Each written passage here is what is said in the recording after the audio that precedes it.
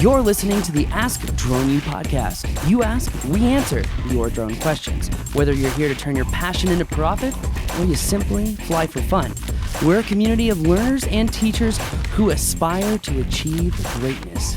We are Drone U.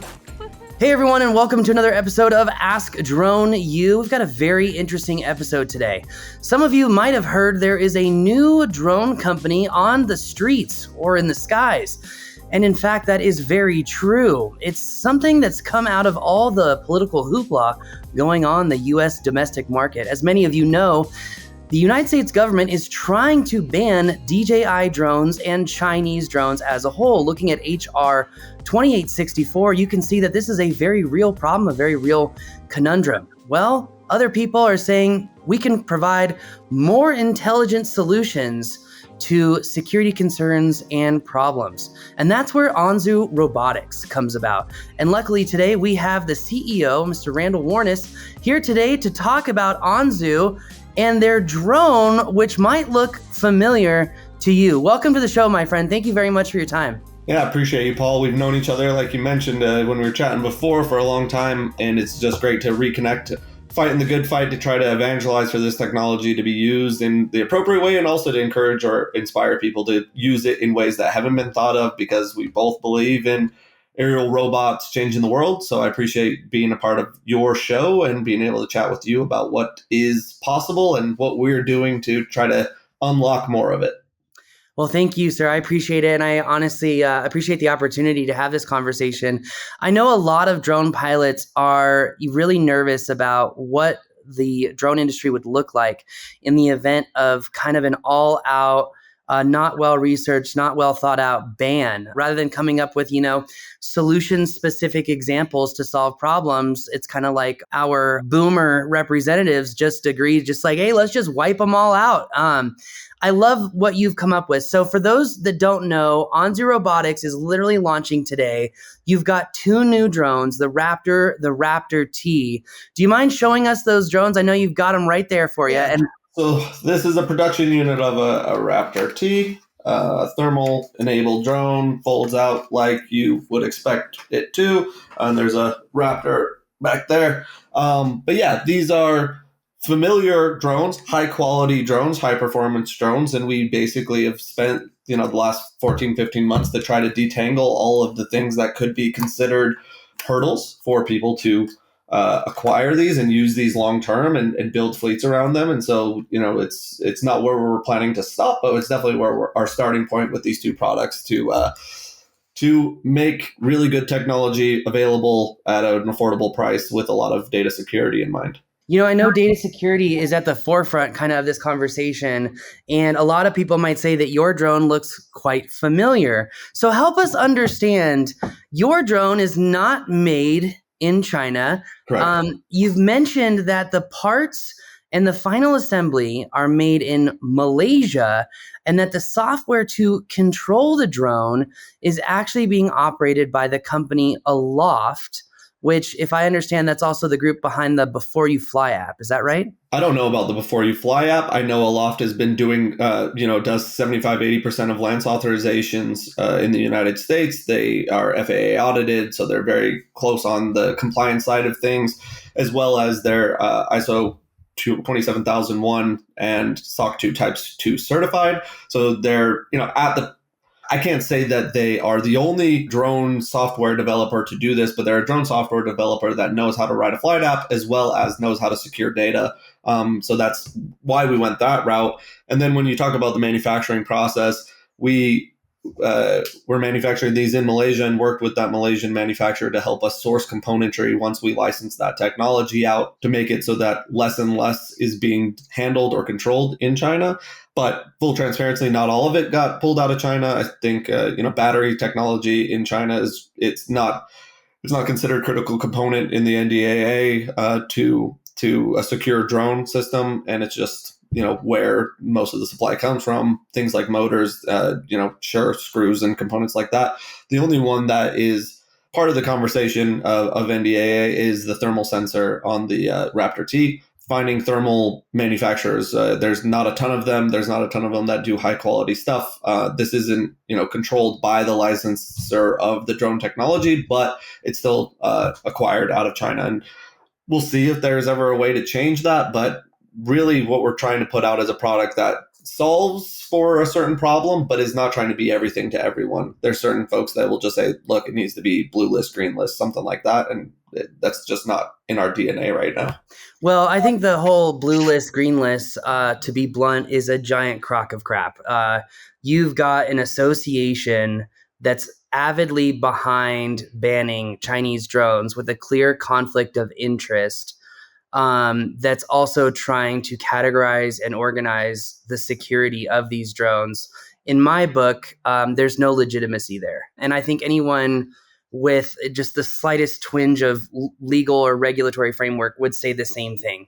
That said, there's so much in your statement. So I'm going to try to parse this out, take it from a high level and bring it back down, because there's so much that I want to say and ask you questions about. So a lot of people are going to say, hey, your drone looks really familiar, really similar. And you're saying, yes, our drone was licensed to be able to be manufactured in a different location and controlled with a different piece of software. So what you're saying is that you're offering people a mature platform, but in a different way that meets the compliance requirements of the NDAA, which a lot of people even confuse, by the way, because most people say, oh, that's an NDAA approved company. And it's like, well, that's not how it actually works. It's an NDAA approved drone, So, the first question is, a lot of people are wondering, like, okay, so if this drone is not like the drones that we know, like the Mavics, if it is different, it is separate, it is sourced from a different place, it obviously looks identical and it offers identical specs, which I think is actually cool, because at least you as a manufacturer have a mechanical shutter for mapping. So, hey, that's a positive. And so my question is, for everyone wondering, is it technically an NDAA compliant drone? And do you guys see yourselves kind of producing in mass? And I bring this question up because for a lot of people who are just tuning in or kind of getting a sense of what we're talking about here, what you can do is completely disrupt the entire US market as a whole. Yes, we have Skydio. Yes, we have FreeFly. We've got Inspired Flight as well. And we've got, the Parrot Anafi AI. But all of those drones cannot compete feature-wise at the same price point as someone like DJI. So if your drone is, NDAA compliant or meets the framework, and if the security information ends up being completely rock solid, and you can produce these in mass, this is going to change the entire dynamic of the industry as a whole. I don't mean to tout myself as this, but as a concept, this is for sure disruptive, because so much of our story has been generated based off of geopolitics. The drone story over the last 4 or 5 years has been so heavy in geopolitics. And so what we've done, and something that you failed to mention, is this is a US owned company. It's myself, 3 other owners, all American born folks that have no ties to China, no ties to other manufacturers. We're just people that had a vision and went and found a way to execute on it. So anything that happens with this drone, with this technology, I can modify this drone. I can add things to it. I can subtract things from it. I can change it. I can manufacture this in Mexico. I can manufacture this in the United States. I can manufacture this in Estonia. I could do what I want with the technology that I've licensed. I've licensed really, really good technology. Really the best stuff for this class of drone, without question. I don't think anyone would doubt that what I'm holding in my hands is the equivalent of the best drone you could buy in this class. But Agreed. It's my technology. And if it goes wrong, if there's data leaks, if it performs poorly, it's on my company. So there's no one else responsible. It looks familiar because it is familiar. But I took that familiar product that you love and is now you're being told you can't fly that anymore because of country of origin. And I'm like, no, but you still can. Here's the way that we do that. We manufacture it in Malaysia. We take it to the United States. We put firmware on it that's developed by Aloft. They're ISO certified and SOC 2 certified. You trusted them yesterday. You should trust them today to secure your data. At the beginning of the show, you mentioned how we should be talking about a different standard. The standard should be, is your data secure or not? Country of origin aside, if the company itself is not engaged in anything nefarious that it can be proven, that company should be able to manufacture technology and serve the market. Now, beyond like countries that have trade embargoes and stuff like that, obviously, but we don't have trade embargoes with China. Last I checked, China provides a lot of things to the United States. So AnzuRobotics does not exist if we had sanity with how we regulate drone technology. If it was just, is your data secure? I would bet that there's a leading drone manufacturer that probably has spent more hours, more man hours, more resources, and more money to secure your data using drones than any other manufacturer in the world. So, is your data secure flying a Chinese drone? Probably. But there's things to refute that. There's people that will say that that's not the case. And I trust those guys because they know what they're looking into. But give the manufacturer a chance to then rectify that and fix it. And that's what I'm hoping will happen with us too. We're getting penetration tested right now for any sort of cybersecurity stuff before we ship out the first unit. We have them in hand, but we're waiting until that penetration test says what Aloft set out to do to secure the data. They did it. And so we can't capture anything, put it up to the cloud, and it can be hacked into, taken off of an AWS server that's housed in the United States. So you're good to go. Like, that should be the standard for everyone. And then it's back to who makes the best drone, who makes it at the best price, who solves for the use case that I'm trying to do. It's not right that the state of Florida's public safety agencies were forced to not only shelve, but get rid of all their Chinese manufactured drones. So basically for every 5 drones they got rid of, they could buy 1 if they were going to get new budget at all for a new drone program. So that stuff's not fair. It's not right. It's not American. We don't keep the best athletes out from the Olympics so that we can win the gold every time. It's silly. And I think that it's being ill-advised from people that have an agenda.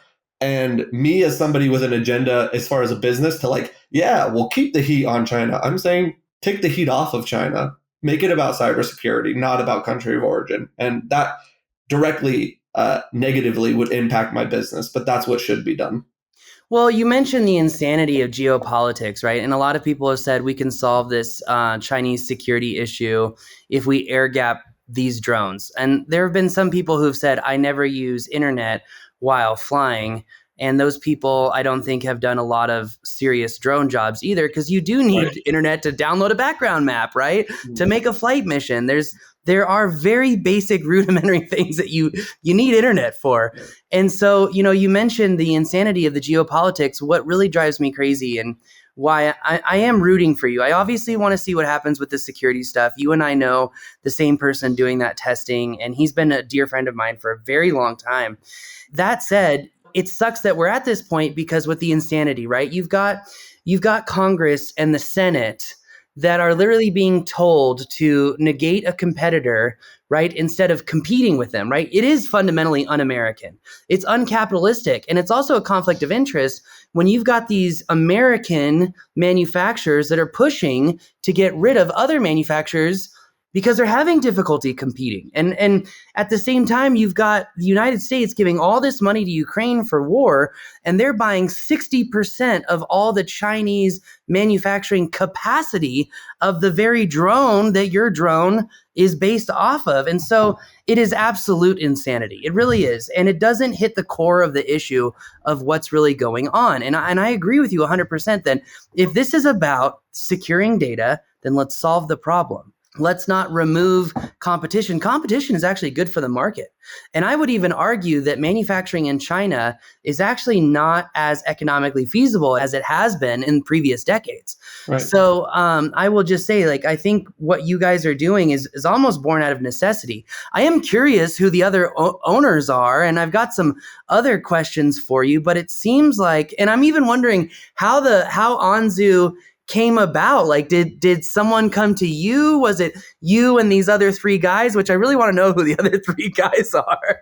So I'll talk about the other 3 guys, not in name, but I'll say that when you're in the drone space, it's such a small community and you're linked up to everybody that the last thing you want to do is invest in this opportunity and shut out all the other opportunities that you're already doing. So the other folks that are involved in this are established people that could help, bankroll an organization like this. And they're involved in drone companies that have ties into other drone companies that this would complicate their relationships. So that's why I'm the person to do it. Now, if you had a company get started up and there's angel investors, it's not like you're publishing a list of those angel investors. You have angel investors and that's their private investment business. That's the same. If I got audited or investigated by the FBI and they said, who are the other owners? They would know who the owners are and they'd go, oh, and that's how the drone industry would respond to it as well. But there's no reason to sacrifice their privacy for someone to go, oh, okay, that's who it is. Cool. And then what? They get a few emails saying, oh, cool, you're involved in this. And they go, yeah, I'm trying to not involve myself in that. I'm trying to stay focused on the business I'm already running. So that's the story behind that. It's really like, it's a weird one for me to navigate, especially with any concerns about like, well, who's involved? Where's the money coming from? But it's just, people don't want to be talked about because they're running other businesses. That's the fact. But when you asked about the origin story, which I'll jump to real quick, and then you can ask follow-ups, is this is 15 months in the making. I have been a part of this exact concept 5 years ago. We didn't end up doing it, but this was being discussed at a very significant level where it almost happened. So keep in mind, I'm a former DJI employee. I'm a former CEO of a Chinese manufacturer. I lived in Beijing for 6 months back in 2010. I'm comfortable with international business. I've traveled literally the entire world, setting up reseller network for DJI Enterprise back in 2015, representing FLIR for 4.5 years. Like, I'm not an unknown face without any sort of experience in this. So I think that there comes a time when the world just provides you a thing and says, like, this is what you've been building towards. I feel like AnzuRobotics is that thing. I have been starving for purpose in the drone space in my career, raising kids. I'm like, I want them to see their dad grinding and doing his best work. I haven't been doing my best work over the last 2.5 years, 3 years since the hotel situation that was very public. This allows me to do what I do. And I think that on launch day today, the world is seeing me do what I do best. And it's disruptive. And it's still with the intention of goodness and transparency and serving the market. And yeah, I'm a part of a business with a pretty cool idea, but I promise anyone else, if you had the same opportunity, you'd take it and you'd figure it out. So yeah, I'm not doing anything. It's revolutionary in execution. It's not revolutionary as an idea. I do think that I am solely capable of carrying this thing out. Not solely. I'm particularly capable of carrying this out. Not solely. Other people could do it, but yeah, this is what I was built for. Well, I think it would be really hard for one person to run a legitimate, large-scale, mass-producing aircraft manufacturer. So right. I think you're good on the solely comment. So. Yeah. Well, and you also mentioned the like scalability. We can build what we want to build. As far as funding goes, I mean, being able to write the POs that we've written thus far, I mean, there's not a lot of people that are putting that out for inventory, but we feel pretty confident we've been able to do that. If it's, multiple thousands at a time, no problem. If it gets up to 10,000 units at a time, like, I'm in a very, very comfortable place in my life if that's the case. So demand will drive it, but we feel pretty comfortable we can scale at whatever speed we need with the manufacturing capability and supply chain that we've set up. So we're ready for that. But we've also leveraged a contract manufacturer, a marketing agency for assistance on some of the marketing materials. We're using a 3PL for distribution. We're using distributors to then send to the reseller network. Reseller network is a force multiplier in sales, marketing, tech support. So it takes a village. And that's why, again, I feel like I'm particularly capable of this because I've been building these relationships for a decade in some of the most privileged organizations, the biggest organizations within the drone space. So I know who to go to. They, know me. They answer the phone when I call. And so I've been able to put it together, in 15 months, we've been able to put together something that would take somebody from ground zero, even though the impossibility of that is still there, that they would be able to do this, that it would be very difficult to achieve the same thing. Well, I mean, if you guys end up building 10,000 drones at a time, I think it's safe to say you'd be doing double what any true American manufacturer would Yeah, be doing annually. So correct. I think it's important to understand as far as scope. Now we've kind of been talking about some high level stuff. Getting back to the Raptor T, because there's the thermal edition, and you've obviously got the normal edition, which is 2 cameras, the micro four thirds sensor, the 56 times zoom. Again, very familiar with this payload combination. My question though is, for those people who are asking, okay, if there is an app through Aloft that runs this drone, a couple of questions come to mind. One, will I be able to use this drone with other, like, let's say, third party applications, like things like Drone Link, Drone Deploy, Pix4D? There's so many now, it's ridiculous. That's question number one. And question number two is, are you going to have to pay extra for those types of softwares? Because there are companies that charge extra for those basic and rudimentary functions and features. Sure. So first, as far as the SDK that's available on our platform, it exists, and we are doing, the first proof of, it's not even a proof of concept. We are allowing one third party software developer to be the first to do it, so that we learn what we don't know.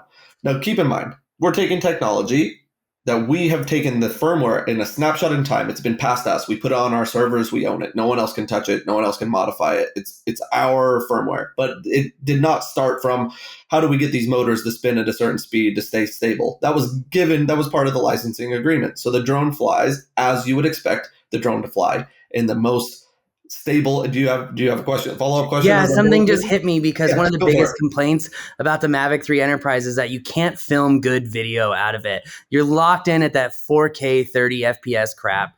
And a lot of people are, one of the questions that came up to me was, is Anzu going to allow you to shoot good video and map? Because if so, then say goodbye to the Mavic 3 anyway, So when you mentioned the firmware and the customization, I'm sitting here and I'm thinking, like, there might be even a larger opportunity than even I'm thinking about. So yeah, if we went in and tried to re-engineer hardware, we could do what we want. We can modify what we want. We could change what we want, but there's obviously hurdles involved in that, and some of them then turn things into a time freshness period where there's going to be other technologies that come out. My focus is not to chase that. I want to iterate in slow increments, but really, like, this product is based off a product that is quite mature and people have known what it's going to be. It's likely going to be that product through its life, but that life is hopefully 4 or 5 years at the very least, so people can iterate on it and that we can build more of an ecosystem. Maybe we can make that sensor better. Maybe we can, unbridle things, like how I think cars it's have more grown. about unlimiting Yeah. the capacity for shooting video, is my understanding. It's possible. I'm not saying, what I'm saying is possible is that we can do what we want if we have the resources to do it. And if the hardware is all set, then it's just a software firmware thing. Like, we could do that, but then do we know the right people that can recode stuff? Is that worth doing for the broad, number of our customers? But it's possible because we own it and we develop what we want on it.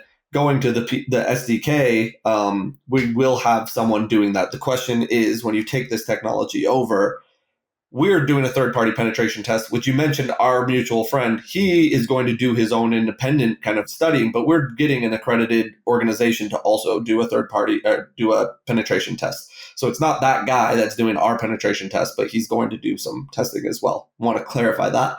When you have someone build on an SDK, let's say that it's a leading software company, also has their app on our whitelisted on our controller. So when you get it, you can use that app. Do we need to penetration test it again? Can data then get leaked? And then it's, from our drone, so we're responsible for it. That's something that we don't know. That's why we're baby stepping into the SDK aspects of it. We believe in an ecosystem. I believe in, pretty much every software developer out there has something that they can offer different from one another, to where they're going to address a specific need, to solar inspection, to surveying, mapping, whatever. But I think we have to be a little bit cautious, just so that we can make sure we're still answering the question that, is your data secure? We can say yes. Once that penetration test comes back and they say, yeah, we poked, we prodded, your data secure, we're going to go out and say, your data's secure. And if it's not, that's on us. But when you add third parties, I'm not positive. We just hope that it will get to that point. You asked about additional price.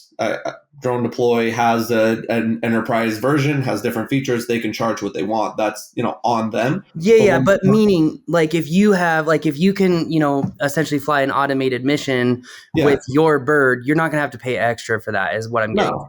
No, absolutely not. The only thing from Anzu that you would maybe you wouldn't pay more from us, but if you're using the Aloft app and you want their enterprise features like fleet management or live video streaming to others within your organization, there's an enterprise version of that app that you can enable on our platform. It's 100% not required. You don't even need to register your drone, register on the app or on the controller to fly it. But that's the only thing that would come from us, and that's not a huge investment. For an enterprise, it would be very useful to have those tools if you don't already have them. But to do what you want to do with the hardware you purchased, it's just purchase the hardware. No, I love it. And to clarify, by the way, in regards to the 4K 30 question, right? We know the 4K 30 limitation on the drone that you're licensing the new production of, essentially. I don't know if I'm saying that very eloquently, but we know from the Mavic 3 Classic that you can shoot 4K 60, you can shoot 1080, 120, but as soon as they came out with the Enterprise, that disappeared, right? So I guess my question was, is there more value, not just there's obviously more value in the security aspect. There's more value in that if they ban Chinese drones, your drone's technically not from China, so can't really fall under that category. Well, technically, it is not from China. It's not like a technicality. We license technology all the time, and we call it U.S. made. US like an app, like this. Good example. Yeah, I don't know. Like, people talk about the Apple stuff, and I don't know the exact connection to it. But you probably have a computer monitor somewhere or a mouse from Logitech or something, and it's like that's not theirs. But then it is. They manufacture in a way that is. It's the company that is, or the TikTok situation where if TikTok sells to a U.S. owner, they're like, fine, cool. Now we're great. You could still use TikTok, but until then, it's not. We're actually changing the code. We're securing the data, and we have. It's not different ownership, it's ownership. We license technology and build this and are solely responsible for the building and navigation of the entire business attributes that go along with it. So in a way, it's familiar technology, but it's not owned by anybody else. Yeah. No, I understand. And I appreciate the clarification. That's why I was thinking maybe you are going to have a little bit more room to run, right? We know the hardware exists. We know the busing, the processing capability exists too, and it seems like a significant feature set advantage. It depends on what type of video, right, the aircraft can film, not just do the standard stuff exceptionally well, which I think we all understand that, right? Look, so that's kind of why I was asking that question. Yeah, well, I mean, as a former DJI employee, a longtime DJI partner in building things, what I will say is that DJI has a culture of not stepping on themselves, right? So maybe they're saying, look, I don't want the enterprise users to be trying to also do this for high quality videography. We want people to buy the videography stuff or the consumer grade stuff or whatever. And so those groups that are internally competing against one another are like, look, feature sets matter, and we don't want to solely cannibalize one or the other by having too many things on it. I think that's the way that you build a value ladder within an organization is you say, look, we have something at the bottom right, low cost, low features. We have something up here. It is weird that the thing up here would have a feature that is less than the thing below, but that could be because they're like, look, shooting high quality, high frame rate video is not something that is necessarily an enterprise application feature. Let's save the processing power. Let's save the file size. Let's save the whatever reason for enterprise type functions more so. And I'm not saying I'm in their minds. I just answering the question that might be why that's the case. Would we be able to undo those things? Then there's a business case. How much engineering money do you have to put into something to sell how many more units or to make your customers how much more satisfied? Yeah. Then it just comes down to numbers. And, there's a lot of people that want a lot of things. What I'm trying to do is give them one really big thing they wanted, and then work from there. Go from there. Yeah, no, I know. And I'm sitting here, I'm like, more. So Yeah. I just figured I'd ask. No, I think what you guys are doing is truly incredible. I'm wondering, is my Colorado drone chargers like quad charger? The batteries are the same pinout, right? Can I use the same charger? That was a question that arrived in our community that I wanted to ask. And I was like, it's my understanding that you would absolutely be able to use third-party chargers. I know this seems like a rudimentary question, but I think the answer is obviously yes. Yeah, the answer is not obviously yes. The answer is, if you have technology that looks similar, for sure, try it. If you're in a bind, try it. It's not going to be hard to test. Yeah. What I would say is that I am only responsible for this. If you put a battery in it that's not green or doesn't say made in, well, actually, these do not say made in Malaysia. Batteries are still made in China. But if it's not my battery, if it doesn't say AnzuRobotics on the label, I'm not responsible for it. And now you're really complicating things by way of warranty and all other stuff like that, because now we're mismatching things. So you can try whatever you'd like. And yeah, you could probably repurpose some of the stuff that you might already have. But I would suggest that's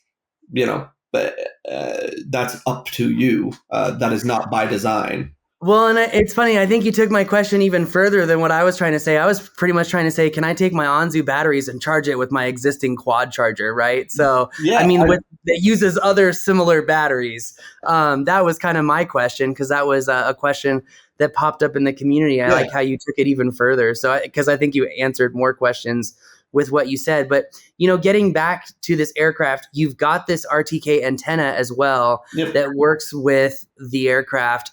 Is the workflow of that RTK antenna similar to other workflows? Do you guys have your own VRS? I know Free Fly Systems offers that. I think Drone Deploy just got into that as well.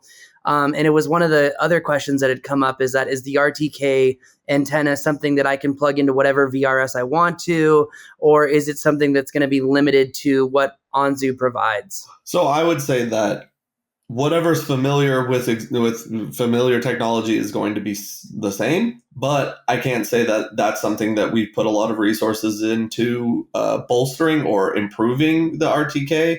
What you're going to get is RTK geo-tagging on your imagery, and you're going to be able to process that with higher accuracy, as well as you're going to have positioning via RTK, so the drone is going to be more stable because of that. But it's, as far as doing ground stations and all that stuff, like I don't know enough about it, to be honest, to say one way or another. I know RTK is importantly demanded by surveying and mapping. If you have a drone that has mechanical shutter 20 megapixels and is 4/3 inch, you want to be able to process that somehow in photogrammetry, and RTK is going to lend to that.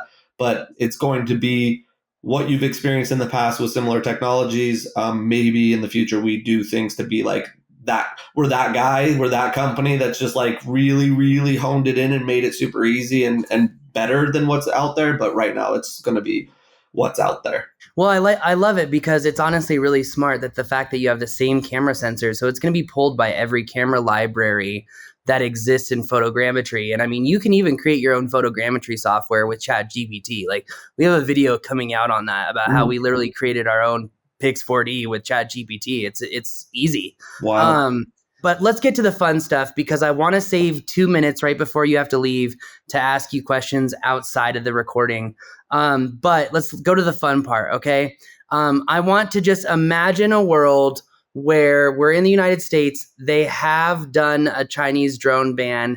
Your drone does meet all the promises of security, etc. Everything works out the way that you say it does. What does the drone market look like now? You might think I'm closing my eyes to envision this thing. I'm closing my eyes because I haven't slept well in no. Okay, first of all, if there is a full-on Chinese ban, legislation has changed. The heat on China has changed. Something has changed, right? So we have to envision kind of a different world that would get us there.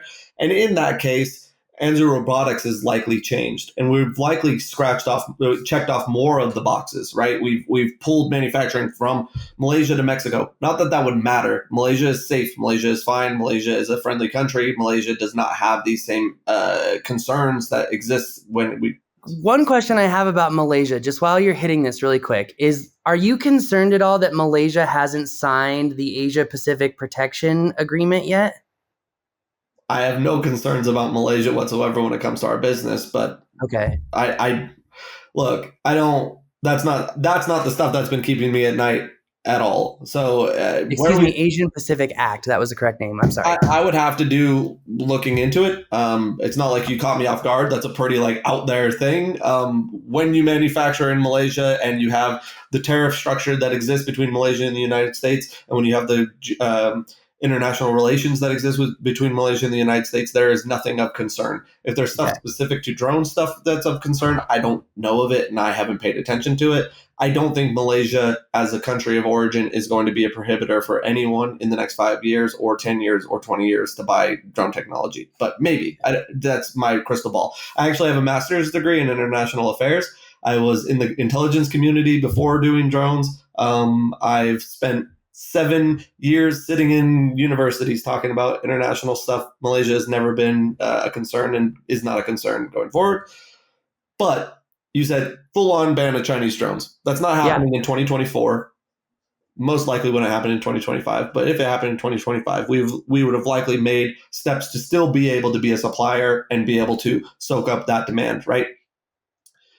We would still, that could be increasing price points, but I think others would end up having to do the same, even though I think AnzuRobotics creates a lot of pricing pressure on other drone manufacturers to figure out what they're going to do to compete.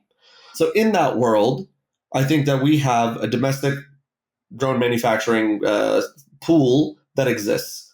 It's shrinking all the time. But with players that thought they could play one game and then they keep jumping around trying to find where they fit, and eventually they'll run out of money. VC funding is very, very hard to come by right now.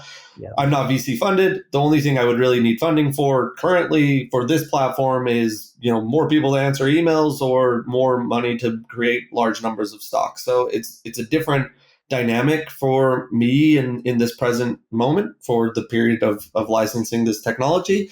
Some manufacturers will disappear. It would disappear under that. New ones would come up because they would see the opportunity.